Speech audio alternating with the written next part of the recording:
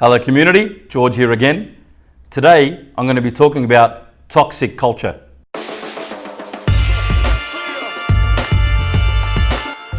In my last episode I talked about the ABCDs of culture in your organization. Today I want to talk about how you get a toxic culture within your organization, and next episode I'll talk about how to remove it out of your organization. What are the signs that you have a toxic culture? One of the main signs is that there are a lot of fake smiles going around in the organization. Another sign is that there are unnecessary withholding of information, almost like information becomes king and people don't want to divulge, like a need to know basis as opposed to open communication of culture.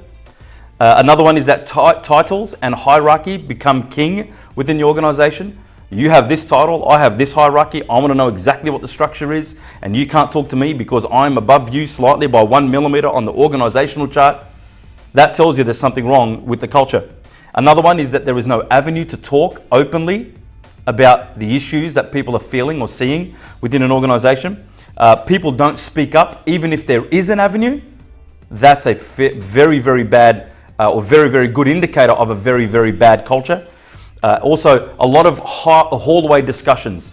People don't like to discuss things within meetings, but they'll catch you in a hallway, they'll whisper, they'll talk.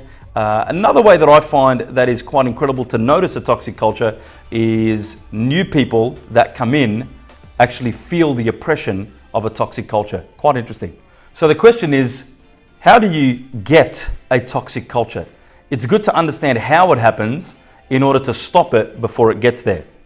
One of the big ways, is that there is an erosion of trust and respect between the staff, either between management and leadership and staff.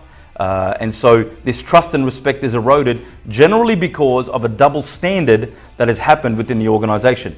Now that double standard could be because of nepotism. That double standard could be because certain parts of the organization wants to get things that another part can't have, and so they use non-meritorious ways of doing it. The other way that you can get it is if there's lack of clarity or direction in the organization. Now, one of the worst things you can do, allowing your company and the people within your organization to live off rumors as opposed to living off clear communication.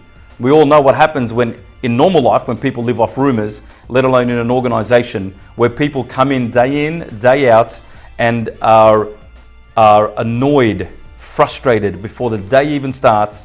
Even when they get up to go to work, they feel that, well, how am I going to fight and scrimp and move forward today? Who's going to say what about me? And what do I have to, what secret do I need to know? What are they meeting about in an office?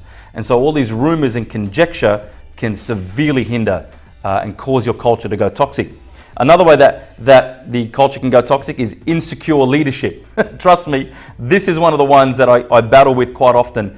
Insecure leadership. Those in management and in leadership in the organization don't know who they are, don't know what their giftings are, don't know what their skill set is, are afraid to lose their jobs, and so they will withhold, they will hold back, they will try to group everything together, withhold information, lord it over people. And so what happens is people think that because they're insecure, that I have to do these things to remain secure. That is a killer of culture. Finally, the inability to actually recognize people on real merit and real awards, as opposed to because you want to get favors and procure people's want and almost like party room games. I'm trying to get someone on my side, so I will give them awards and recognition in order to get them voting with me or being in meetings, and they'll back me up. And so these party politics and these games that people play around boardrooms absolutely kill the culture. You know, one of the saddest things I see about a toxic culture is this. People who are winning in a toxic culture will generally not want the culture to change. As a matter of fact, they'll be toxic culture deniers, I call them. Toxic culture deniers. They will do anything they can to not make the culture change. They will deny that there's anything wrong because they're the ones currently winning from the toxic culture. Now, here's what happens to people who are actually great workers, amazing workers. They are the whatever it takes type attitude. We'll do whatever it takes to make the organization win. In a healthy culture, a whatever it takes person is amazing to have around. But unfortunately, in a toxic culture, here's what happens to a whatever it takes person.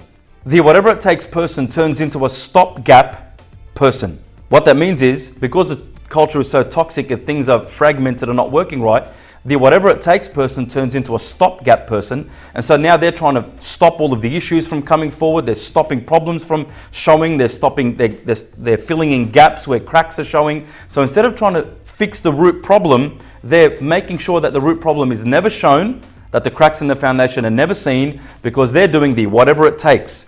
Watch me, I am loyal. I'm doing whatever it takes in order to make the organization run. Now here's the detriment of this. The cost of being a stopgap person within a toxic culture is it comes at the detriment of the person themselves, their health, their family, their recreation, their longevity, because they're constantly working 60, 70, 80, 90-hour weeks to constantly just deal with the politics and stopgap and make sure things are working right. It will be at the detriment of themselves and their well-being. And also it would then mean that the organization doesn't actually fix anything or any root problems, because the leaders don't know or don't want to know that things are going wrong, because the stopgap person is the one who is not letting them see that. What happens is the leaders look at the stopgap person and say, well, they're killing it. They're doing so well. They're working so many hours. They're loyal. They're amazing. These people are rewarded. They're given merit. They're recognized in staff meetings. And then what happens is the rest of the staff think, well, I need to behave like that in order to get recognition. Now, if you think that an organization full of stop-gapping people is a good one, trust me, it will cause the whole organization to rot from the inside. None of that is going to work well for anyone. What I recommend is that we find out what causing the toxic culture and start to change it. Wait for the next video and I'll talk about how you can change a toxic culture. That's it from me today. Have a great day. I'll see you next time.